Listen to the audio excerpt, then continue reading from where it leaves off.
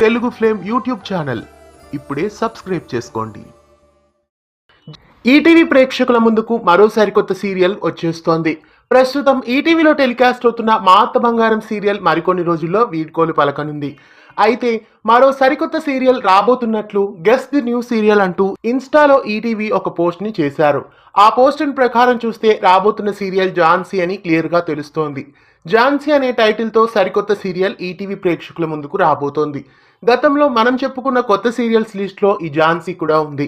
మరి ఝాన్సీ సీరియల్ ఏ సీరియల్ కి రీమేక్ గా రాబోతోంది, లేదా ఇది ఏమైనా స్ట్రైట్ సీరియలా అనేది చూడాలి. ఝాన్సీ సరికొత్త సీరియల్ ఈటీవీ ప్రేక్షకుల ముందుకు అతి త్వరలో వచ్చేస్తోంది.